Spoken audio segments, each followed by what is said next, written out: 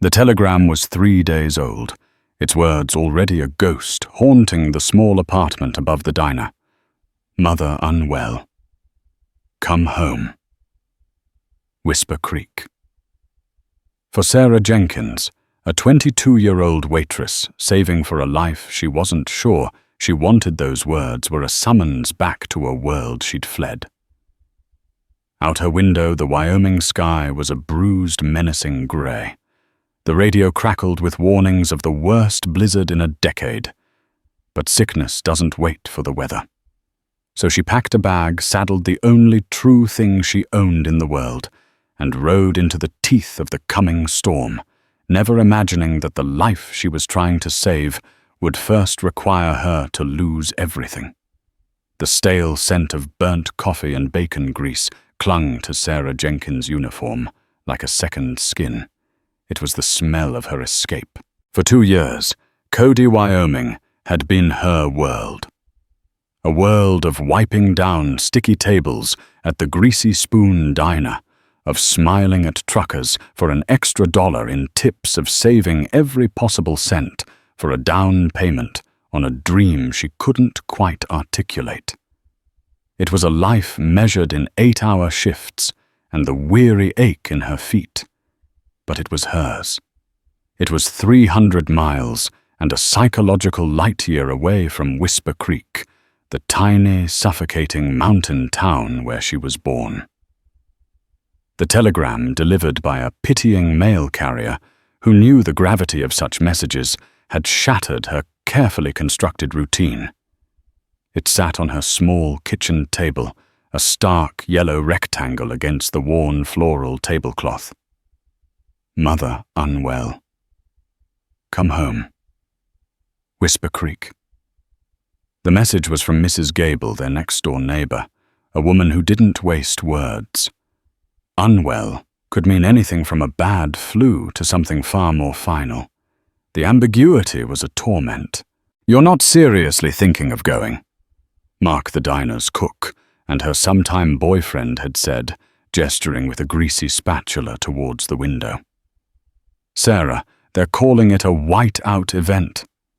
The highway patrol is closing I-80 by nightfall. No one is getting through. The highways, maybe Sarah had replied, her voice tight, with a determination that surprised even herself. They can't close the old mountain trails. On a horse.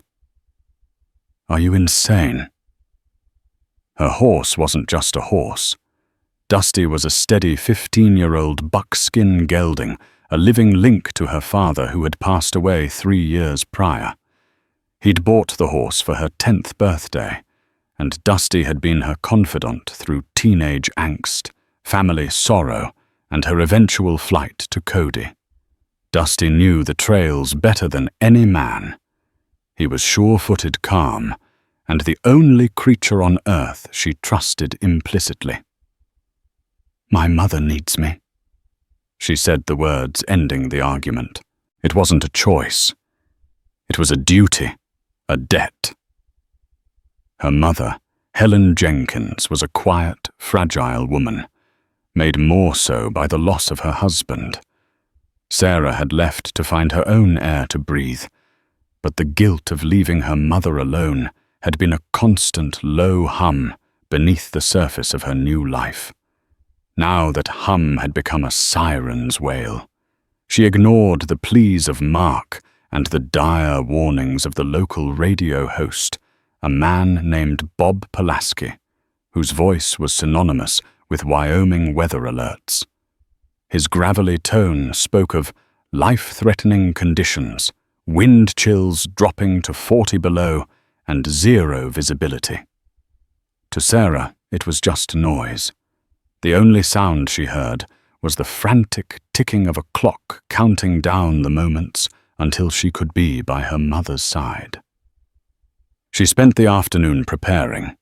She packed high-energy food, jerky nuts, dried fruit, and filled 2 thermoses with hot, sweet coffee. She layered her clothes, thermal underwear, flannel wool, and finally her father's old canvas duster, heavy and smelling faintly of him.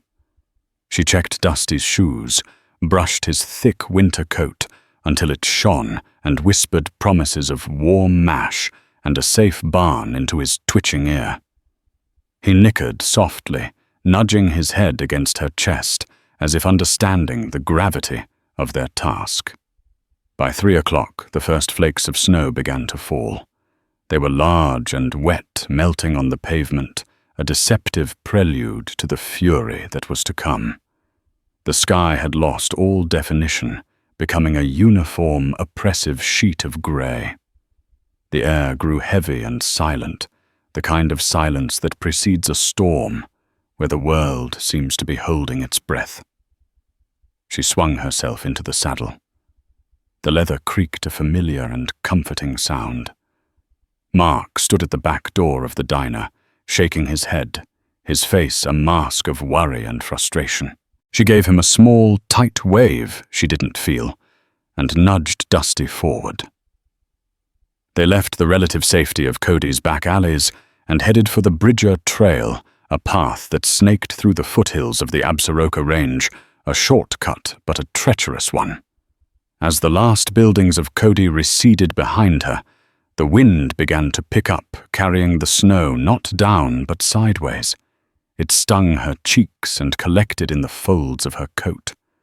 The world was already beginning to lose its color, fading into shades of white and gray.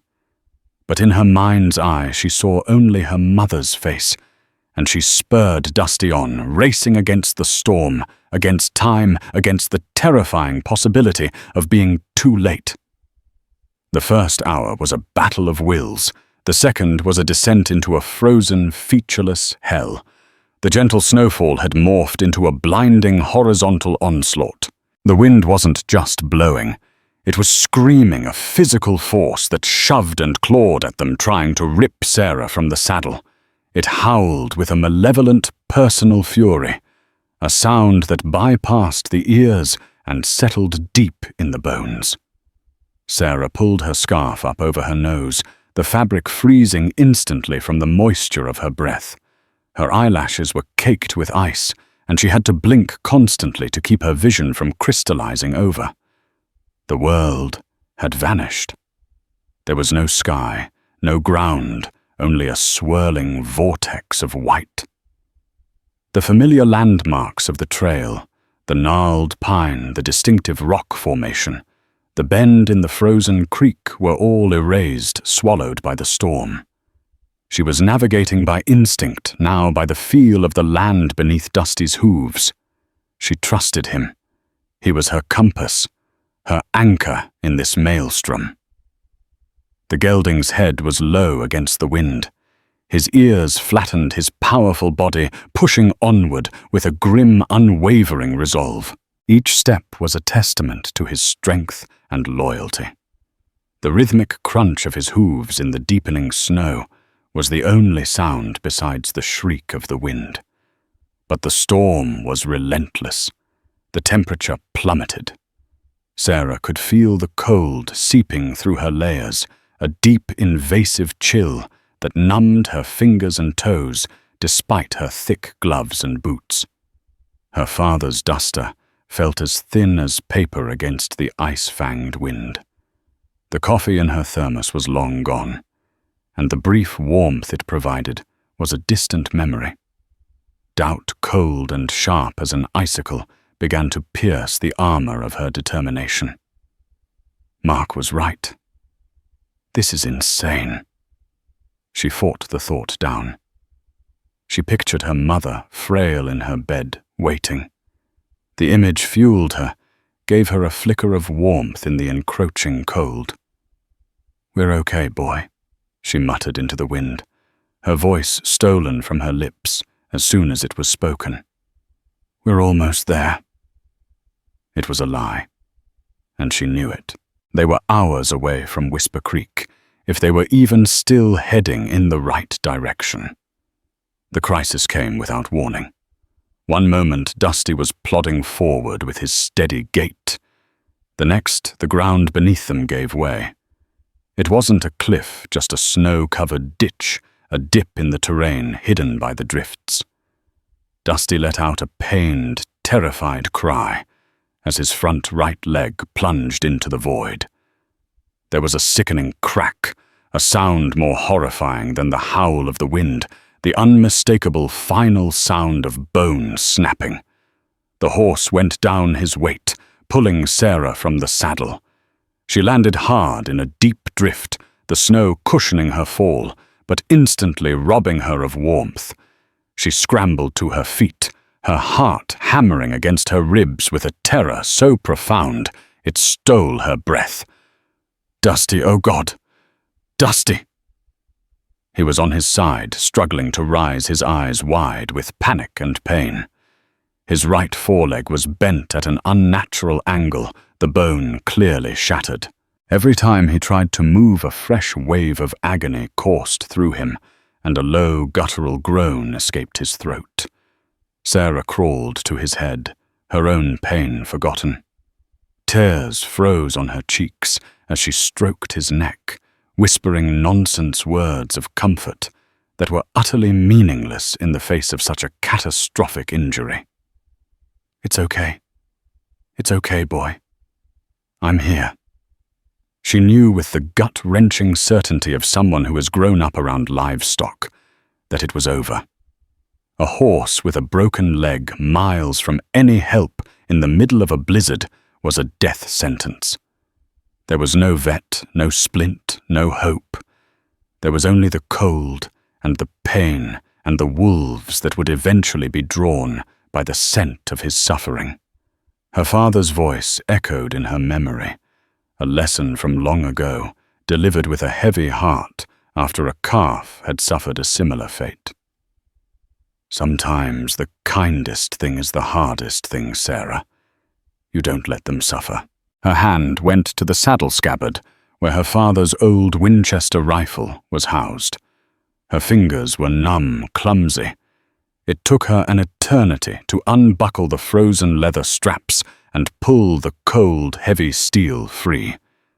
The reality of what she had to do crashed down on her with the weight of the entire storm. This wasn't a calf.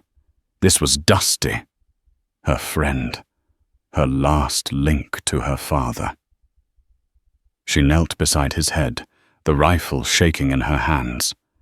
He looked at her. His big brown eyes no longer panicked, but filled with a deep, trusting calm, as if he understood. He had carried her safely for years, and now he trusted her to do this final, terrible service for him. "I'm so sorry," she sobbed, the words ripped apart by the wind. "I'm so sorry, boy." She pressed the muzzle to the spot just behind his ear, closed her eyes, and pulled the trigger. The gunshot was a flat, dull crack instantly swallowed by the blizzard's roar. Dusty's body went still. The silence that followed was absolute. The wind howled on, but the world for Sarah had gone quiet. She lay in the snow beside the warm, still body of her horse, the rifle fallen from her hands, and she wept. She wept for her friend, for her foolishness, for her mother, who might now die alone. The blizzard had taken her horse. Now, stranded and alone, she knew it was coming for her, too. The cold was no longer just a sensation. It was a presence, wrapping its arms around her, whispering of a long, final sleep. Time lost all meaning. It could have been minutes or an hour that Sarah lay curled in the snow beside Dusty's body. The warmth from him was already fading, replaced by the relentless, invasive cold of the storm. Her tears had frozen into a crust on her face. Her shivering had subsided, replaced by a dangerous, leaden lethargy. A strange sense of peace began to settle over her, the seductive call of hypothermia. It would be so easy to just close my eyes. Just for a minute. She was drifting her consciousness, fraying at the edges, when a shape emerged from the swirling white. It was dark and tall, a silhouette against the impossible brightness of the snow. At first she thought it was an animal, a bear or a moose, and a primal fear flickered in her numb mind. But the shape was too defined, too upright. It was a man. And behind him, another larger shape, a horse. He moved with a quiet, unnerving economy, his steps sure and steady in the deep snow. He was a monolith of dark clothing against the blizzard's chaos. A heavy oilskin coat, a wide-brimmed hat pulled low, and a scarf wrapped around the lower half of his face. He didn't seem to be fighting the storm so much as coexisting with it, a part of the harsh landscape itself. He stopped about 20 feet away, his presence a silent, looming question. He didn't call out. He just stood there, observing the scene. The dead horse, the rifle lying in the snow. The small, half-frozen figure of a woman. Sarah couldn't see his eyes, hidden in the shadow of his hat's brim. But she could feel his gaze on her, assessing, calculating. Fear sharp and reviving cut through her lethargy. Who was this man? No sane person was out in this weather. A ranger, a rancher checking his herd, or something else, something more dangerous. The mountains held all kinds of men, and many of them sought solitude for reasons that didn't bear scrutiny. She tried to push herself up to reach for the rifle, but her limbs were heavy and unresponsive. She was utterly helpless. The man led his horse forward. It was a magnificent animal, a huge black Frisian with a thick flowing mane and feathers of hair around its powerful hooves.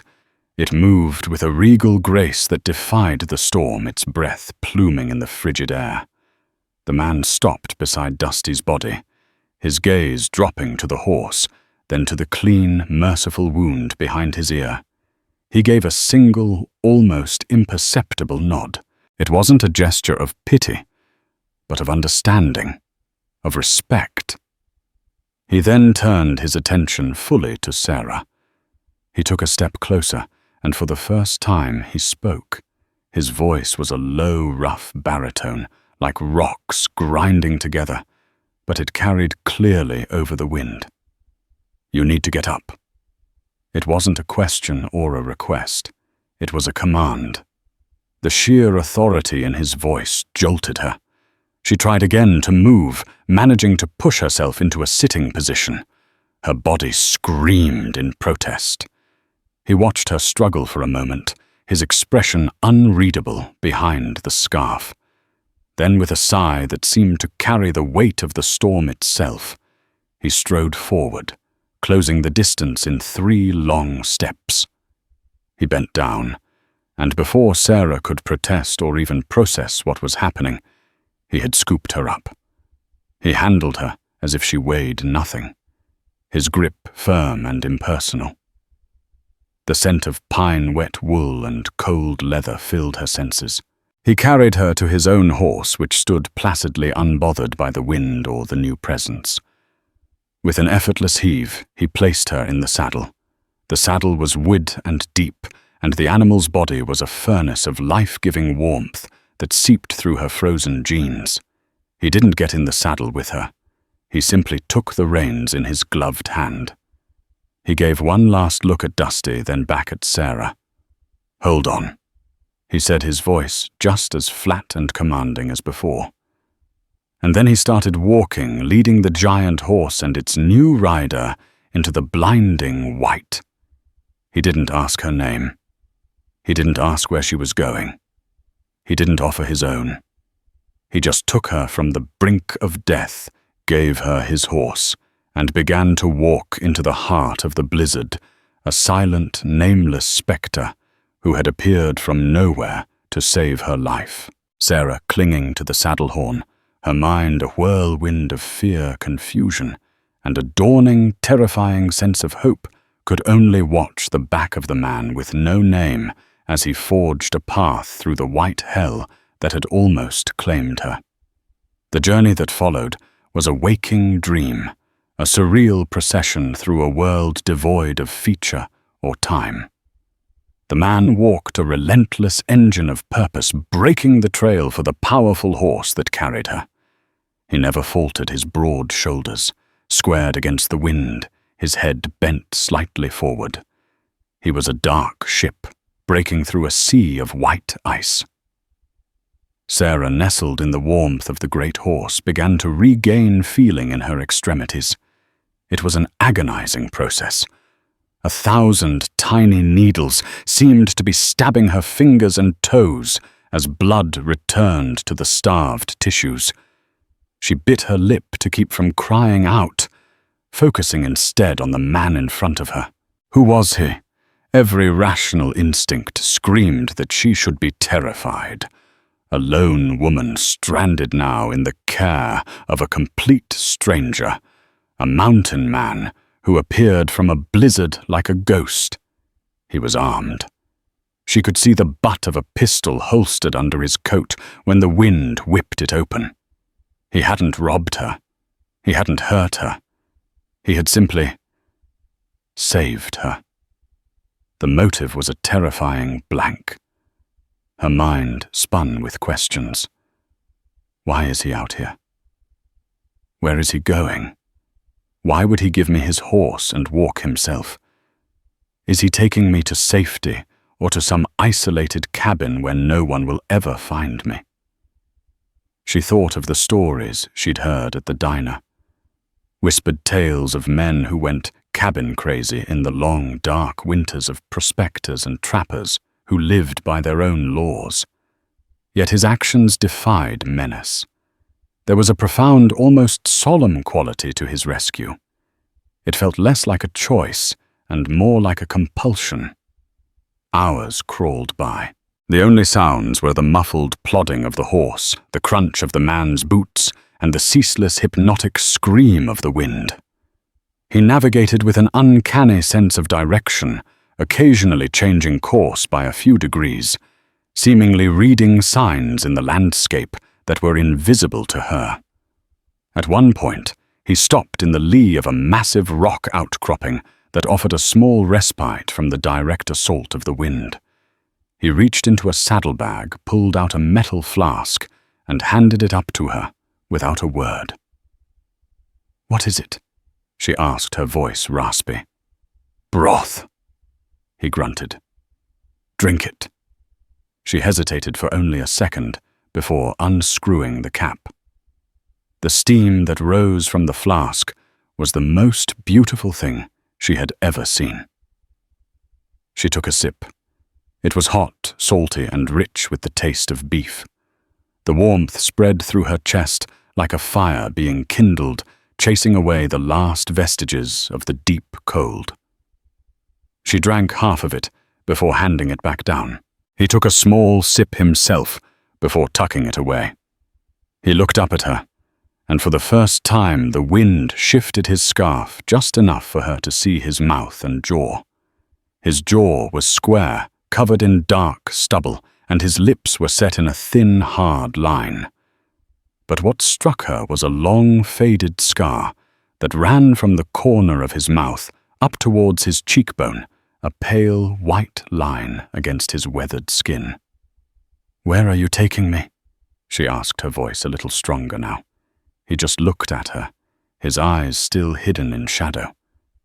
"Somewhere safe." "My mother is sick," she blurted out, the words tumbling from her in a rush. "In Whisper Creek. I have to get there." For a long moment, he was silent. The wind whipped around the edge of the rock, throwing a fresh sheet of snow at them. When he finally spoke, his voice was different. The hard, flat edge was gone, replaced by something else. Something weary. "I know the way," was all he said. He turned and started walking again, leaving her with more questions than answers. He knew the way to Whisper Creek. Was he from there? She had lived there her whole life until 2 years ago. She would have known him. A new ranch hand. A visitor. The mystery only deepened. Later, as the perpetual grey twilight of the storm began to fade into true darkness, he found them shelter. It was a small cave, barely a hollow in a rock face, but it was deep enough to protect them from the worst of the wind. He unsaddled the horse, whose name she still didn't know, and gave it a feed bag of oats. He built a small, smokeless fire from dry wood he seemed to conjure from a pack on the saddle. The small flames pushed back the oppressive darkness and threw dancing shadows against the cave walls. For the first time, he took off his hat. His hair was dark and thick, streaked with premature grey at the temples. He finally pulled the scarf from his face, revealing the rest of his features. He was younger than she'd thought, maybe late 30s, but his face was etched with lines of hardship that made him seem older. His eyes were the most arresting feature, a deep, startling blue, but they were filled with a profound and ancient sadness, the look of a man who had seen too much. He handed her a piece of jerky. They ate in silence, the only sound the crackling of the fire and the distant howl of the storm. The intimacy of the small shared space was unnerving. She was sharing a fire and a meal with a man whose name she did not know, a man who held her life in his hands. "Thank you," she said, her voice quiet. He just nodded, his gaze fixed on the flames, as if watching a memory play out within them. Later, huddled in her father's duster and a heavy wool blanket he'd given her from his bedroll, she drifted into an exhausted sleep. Sometime in the night, she was woken by a sound. It was the man. He was asleep on the other side of the fire, but he was restless. He muttered something in his sleep, a name spoken with such anguish that it made Sarah's heart ache. "Lily," he whispered. "I'm sorry, Lily." The name hung in the cold air of the cave, a piece of a puzzle she couldn't comprehend. She watched him for a long time, this strange, sad savior, before sleep claimed her again. The blizzard still raged outside, but within the small circle of firelight, the mystery of the man with no name had taken on a new tragic dimension. Morning came not with light, but with a subtle change in the sound of the storm. The violent shriek of the wind had subsided into a low, mournful moan. Peeking out from the cave, Sarah saw that the snow was still falling, but gently now drifting straight down in thick, lazy flakes. The world was still white, but it was no longer a vortex of violence. The worst of the blizzard had passed. The man was already awake, tending to his horse, which he called Shadow. The name was fitting. He moved with the same quiet grace, saddling the animal with practiced efficiency. He handed Sarah the last of the broth and another piece of jerky. "We can make Whisper Creek by midday," he said, his voice once again flat and businesslike, as if the vulnerability of the night had never happened. They set out again, him walking, her riding. The silence between them felt different now. Sarah's fear had been replaced by a burning curiosity. The name he'd spoken in his sleep, Lily replayed in her mind. It was a name full of sorrow. As they descended from the higher elevations, the landscape began to reassert itself. She saw the familiar shapes of snow-laden pines, the dark line of a frozen riverbed. He had been right. He knew the way. They were on the old logging trail that led down into the valley where Whisper Creek nestled. They found the cabin an hour later. It was an old, abandoned trapper's hut, barely more than a single room half buried in a snowdrift. A thin tendril of smoke was rising from its stone chimney. "Someone's here," Sarah said, a fresh wave of apprehension washing over her. The man held up a hand, signaling for her to stop. He drew the pistol from his holster, the movement fluid and natural. "Stay here," he ordered, his voice a low whisper. He moved toward the cabin with a predator's stealth, using the trees for cover. Sarah watched, her heart pounding. He reached the single window, peered inside, and then slowly he straightened up.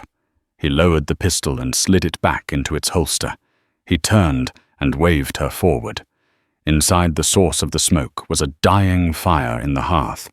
A grizzled old man sat in a rocking chair beside it, a half-empty bottle of whiskey in his hand. He looked up as they entered, his eyes bleary. "Well, I'll be," he slurred.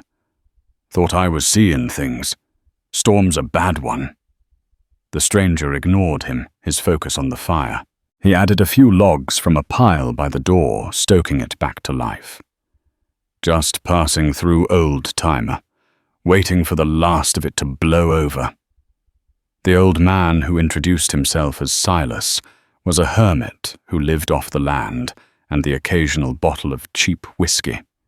He was happy for the company and paid Sarah little mind directing his rambling monologue at her silent rescuer. It was the opening Sarah needed. The presence of a third person, however drunk, made her feel safer. While Silas droned on about trapping seasons past, she turned to the man. "You never told me your name," she said softly, so only he could hear. He was staring into the fire again, that same haunted look in his eyes. For a moment, she didn't think he would answer. Then he spoke, his voice so low she had to lean in to hear it. "It's Cole," he said. "My name is Cole." The name felt momentous. It gave him an identity, a history. "Cole," she repeated. "Thank you for everything, Cole." He gave a slight, almost pained shake of his head. "Don't." "Why?" She pressed, emboldened by the small breakthrough. "Why are you doing this? Why were you out there? No one was out there." Cole turned from the fire to look at her, and the full force of the sorrow in his deep blue eyes hit her. The mask of the stoic mountain man fell away, and she saw only a man drowning in grief. "I come back every year," he began, his voice rough with emotion. "To this trail, on this day." He paused, gathering himself. 5 years ago, today, the 5th of December, there was another storm. Not as bad as this one, but bad enough. My wife, Emily, our daughter, she was only 6. Her name was Lily. Sarah's breath caught in her throat. Lily. The name from the cave. Lily had a fever. Cole continued, his voice cracking. A bad one. The kind that frightens you. The doctor in Whisper Creek was out of town, so we had to get her to the hospital in Cody. We didn't have much, just an old pickup truck. It wouldn't have made it through the snow on the main roads, so I decided we should take the trail. I thought it would be faster, safer. He looked down at his hands, his knuckles white. The truck slid off the path, went into a ravine not far from where I found you. Emily. She was killed instantly.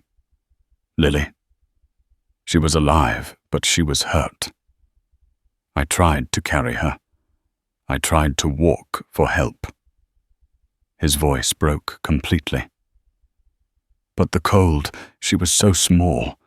She died in my arms before I'd gone half a mile. Tears were streaming down Sarah's face, now hot against her cold skin. The whole terrible picture clicked into place, his presence in the storm, his knowledge of the trail, his almost mechanical need to save her. He wasn't just rescuing a stranger, he was trying to rewrite the most horrific day of his life. He was saving her in the way he hadn't been able to save his own daughter. "So I come back," he finished, his voice a raw whisper. "Every year on this day, I walk the trail. It's my penance. For choosing the wrong path. For not being strong enough to save her." He had given her his horse Shadow, and walked because that's what he hadn't been able to do for Lily. He was enduring the cold, the wind, the exhaustion, trying to pay a debt to ghosts. Sarah reached out, and without thinking, placed her hand on his arm. Cole, she whispered, her own heart breaking for him. It wasn't your fault. He flinched at her touch but didn't pull away.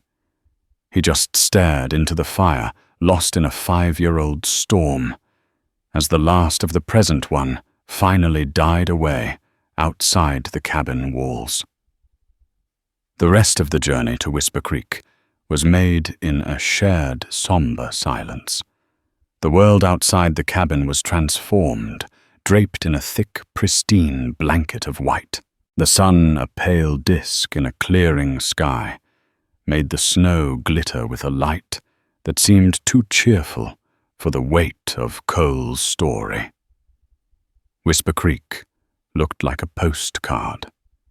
Smoke curled from the chimneys of the few dozen houses that made up the town, and the main street was already being cleared by a town plow. As they reached the edge of town, the place where the wilderness gave way to civilization, Cole stopped. "This is as far as I go," he said, his voice back to its guarded tone. He took the reins of Shadow from her. "Cole, wait," Sarah said, sliding from the saddle. "Where will you go?" "Doesn't matter." He wouldn't meet her eyes. For him, the journey was over. He had completed his penance for another year. "Let me at least buy you a meal. Let me thank you properly."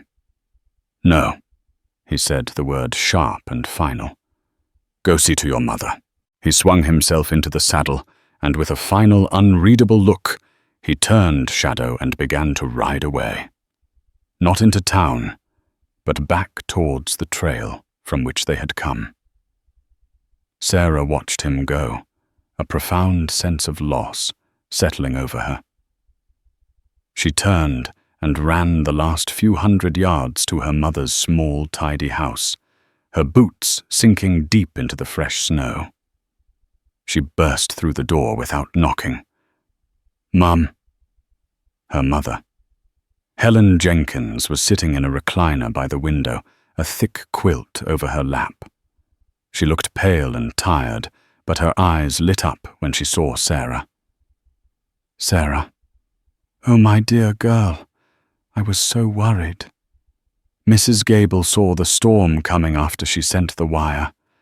I prayed you wouldn't be foolish enough to try." Sarah rushed to her, hugging her tightly. "I'm okay, Mum. I'm okay. How are you?" "The telegram said you were unwell." "It was my chest," Helen said, her voice a little weak. "A bad case of bronchitis. Dr. Miller has me on antibiotics. I'm weak, but I'll be fine. Oh, Sarah, to come all this way in that blizzard." Sarah sank onto the ottoman at her mother's feet, the adrenaline and emotion of the last 24 hours crashing down on her. She told her mother everything about Dusty's tragic end, about being stranded, and about the mysterious man who had saved her. "He just appeared out of the snow, Mum. His name is Cole. He gave me his horse and walked the whole way. He saved my life." As Sarah described the man, the scar, the sad blue eyes, the story of his wife and daughter, a strange expression came over Helen Jenkins' face.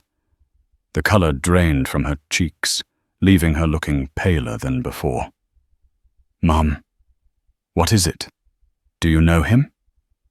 Helen's hand went to her mouth, her eyes wide with a dawning horror and recognition. "Oh my God," she whispered. "Cole, his wife Emily, their little girl Lily." She said the names as if they were ghosts in the room. "You knew them?" Sarah asked, confused by her mother's reaction. "Knew them, Sarah?" Helen's voice trembled. "They were the Martinsons. Cole Martinson. They were new to the area, bought the old Miller place up the valley. Your father, he was friends with him. They were going to go into a small logging business together." The name Martinson meant nothing to Sarah, but her mother's next words sent a shockwave through her, rearranging the entire story into something far more complex and terrible. That day, Helen said, her eyes looking past Sarah into a memory. The day of that first storm 5 years ago. We were supposed to be with them. What are you talking about? Sarah whispered. There was a stock show in Cody your father wanted to go to. The Martinsons were going anyway to take Lily to the hospital, so we were all going to ride together in their truck to save on gas. Your father was going to drive, he knew the roads better. We were all packed and ready to go. Helen took a shaky breath, her gaze meeting Sarah's. But our old furnace went out that morning. The house was freezing. Your father stayed behind to try and fix it. He told Cole to go on without him, that he'd catch up later if he could. He called them on their way out and told them to be careful on the trail. Sarah felt the floor drop out from under her. The pieces connected with a sickening click. Her father's broken furnace. A last-minute change of plans. He never forgave himself, Helen said, tears welling in her eyes. Your father. He always believed that if he had been driving, he would have known that spot in the road. He would have been more careful. He believed he was responsible. The guilt, it ate at him, Sarah. I think it's part of what made his heart give out a few years later. He carried that weight every single day. The story had been turned on its head. Cole Martinson hadn't just saved a random stranger from the storm. He had, without knowing it, saved the daughter of the very man whose absence on that fateful day had haunted both their families for years. It wasn't a random act of kindness. It was a cosmic balancing of scales, a debt being repaid across a gulf of tragedy and time by a man who didn't even know he owed it. Sarah stared at her mother, the full crushing weight of this impossible coincidence settling upon her. The revelation in the warm, quiet living room landed with the force of an avalanche. The air grew thick and heavy, charged with the energy of a past that had just violently collided with the present. Sarah stared at her mother, but she saw her father's face, the deep lines etched around his eyes, the way he would sometimes stop mid-sentence and gaze out the window as if watching something she couldn't see. All those years she had mistaken his quiet sorrow for the simple weariness of a working man. Now she understood it was the crushing weight of a ghost, the weight of Cole Martinson's truck in that ravine. Her own journey, her own loss, her own near-death experience. It was all a mere echo of a much larger tragedy. The guilt she had harbored for leaving her mother to chase a life in Cody felt selfish and small in the face of the monumental guilt her father had carried to his grave. A frantic, undeniable urgency seized her. This couldn't be the end of the story. Cole Martinson could not be allowed to ride away, a lonely spectre carrying a burden that wasn't his alone to bear. I have to find him, she said, her voice a raw whisper. She was already on her feet, the exhaustion from her ordeal burned away by a clean, hot flame of purpose. Sarah, what good would it do? Her mother pleaded, her face etched with worry. The man is lost in his own grief. Leave him be. No, Sarah said, pulling on her father's heavy duster, the canvas feeling less like a coat and more like armor. He saved my life, Mum, but he thinks he was just paying a penance for a ghost. He deserves to know the truth. My father would want him to know. She burst out of the house into the blindingly bright afternoon. The clean, cold air was a shock after the intensity of the room. Her eyes scanned the town. Main Street was quiet, the plough now silent. No sign of a man on a magnificent black horse. She looked towards the trail they had descended, a dark scar in the endless white. Had he already gone back to his wilderness, to the source of his pain? A wave of panic rose in her throat. She couldn't lose him now. She started to run her boots, sinking her mind racing. Where would a man like that go? He wasn't a man for towns, for people, for small talk. He was a man of solemn rituals and profound silences. He sought places that matched the landscape of his soul. And as she looked up at the small, snow-covered hill at the edge of town, she knew. The cemetery. She trudged up the hill, her breath pluming in front of her. The cemetery was a quiet, holy place, the old headstones leaning at odd angles, each one wearing a soft cap of perfect undisturbed snow. And there he was. He stood before two simple granite markers, stark and grey against the white. His hat was clutched in his hands, his head bowed. Shadow. His horse stood a respectful distance away, a dark, patient guardian. Cole looked like a man praying at an altar of his own, making a monument to a life that had ended 5 years ago. The crunch of her boots in the snow was a sacrilege in the sacred silence. Cole's head snapped up. His face was a mask of raw grief now layered with confusion and a flash of annoyance. His private sanctuary had been breached. "I told you to go to your mother," he said, his voice gravelly broken. "I did," Sarah said, stopping a few feet away, careful not to crowd him. The air crackled between them. "She told me who you are, Cole Martinson." His jaw tightened, the muscles flexing along the line of his scar. He said nothing, simply turned his gaze back to the gravestones, a clear dismissal. But Sarah would not be dismissed. "She also told me about my father." She pressed on her voice, shaking but firm. "Robert Jenkins." At the name, Cole went rigid. He slowly turned back to face her. His blue eyes narrowed, searching her face for some kind of trick. "What about him?" "He was your friend," Sarah said, taking a small step closer. "He was supposed to be in the truck with you that day. He and my mother. All of us." Cole stared at her, his mind clearly struggling to connect the dots through the fog of his sorrow. The story was so deeply ingrained in him, as his failure, his burden, that there was no room for any other character. "Jenkins," he whispered the name, a strange and foreign sound on his lips. He looked from her face to the names carved in the stone.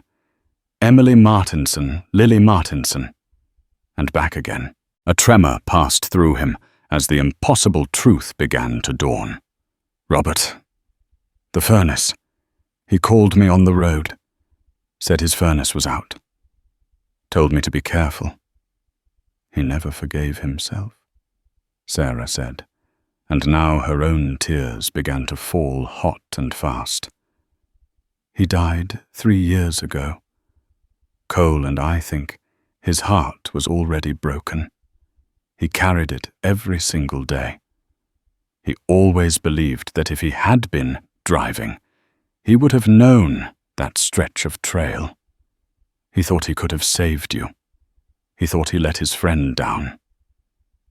The impact of her words struck Cole with physical force. He staggered back, his hand flying out to grip the cold, unyielding stone of his wife's grave marker for support. The entire narrative of his life, the penance he had built around this single defining tragedy, began to crumble. He had not been alone in his grief. Across the valley, in this very town, his friend had been suffering the same torment, drowning in the same sea of guilt. "All this time," Cole choked out, looking at the snow-covered ground as if it might swallow him whole. "All this time I thought—" "You thought you were paying a debt," Sarah finished for him, her voice soft with an empathy that transcended their brief acquaintance. "But you can't pay a debt for an accident, for a storm, and you can't carry that weight alone. My father tried. It killed him." She took the final step, closing the distance between them. When you found me yesterday, you didn't just save a stranger. You found Robert Jenkins's daughter. You saved the life my father believed he was responsible for." She looked him directly in the eye, willing him to understand the magnitude of the moment. "The debt, Cole. Whatever you think you owe to them." She gestured to the graves. "It's paid. It's over." The words hung in the frozen air, a benediction, a quiet, profound release. Cole squeezed his eyes shut. A single tear escaped and traced a path through the grime on his cheek. It wasn't a tear of sorrow, but of absolution. The knot of guilt and penance that he had tied so tightly around his heart for 5 long years finally mercifully came undone. He stayed like that for a long time. One hand on the grave, the other clutching his hat to his chest. When he finally opened his eyes, the deep, haunted sorrow was still there. It would always be there, but it was different. It was no longer a storm raging within him, but a quiet, calm sea. He looked at Sarah not as an intrusion, but as a deliverance. He didn't speak. There were no words for a moment, so heavy with fate. He simply reached out and gently squeezed her shoulder, a gesture of profound, unspoken gratitude. He then turned to the graves, placing his hand flat on the top of each stone, a final, tender farewell that was different from all the farewells that had come before. He walked to Shadow and swung himself into the saddle with a fluidity that belied his exhaustion. He looked down at Sarah one last time, and his nod was not one of dismissal, but of deep, shared understanding. Acknowledgement of a circle closed. Then he turned his horse, not back to the haunted trail of his past, but toward the open country, toward a future he was perhaps finally ready to face. Sarah watched until the dark figure on the black horse was just a speck against the vast white canvas of Wyoming, no longer a ghost, but a man riding toward the horizon. Sarah Jenkins stayed in Whisper Creek for a week, watching her mother's strength return. She looked at the snow-capped mountains and the familiar streets of her hometown with new eyes. She had ridden into a blizzard, a young woman running from her past, believing she had lost everything. She left a woman who understood that nothing is ever truly lost, and that our lives are connected by invisible, unbreakable threads of love, grief, and astonishing grace. The story of Sarah Jenkins and Cole Martinson is more than just a tale of survival against the odds. It's a powerful reminder of the unseen connections that bind our lives together, of how a single moment can echo through generations, and how an act of selfless kindness can, in ways we can never predict, balance a scale we never knew existed. It's a story about grief, guilt, and the incredible healing power of a debt repaid by a man who didn't even know he owed it. Fate works in mysterious ways, and sometimes in the heart of the coldest blizzard, it delivers the most profound and unexpected warmth. If this story of human connection and incredible fate moved you, please take a moment to hit that like button. Share it with someone who appreciates tales of real-life drama and the enduring strength of the human spirit. And most importantly, subscribe to our channel for more stories that uncover the extraordinary in the ordinary. Your support helps us continue to find and share these powerful narratives. Thank you for listening.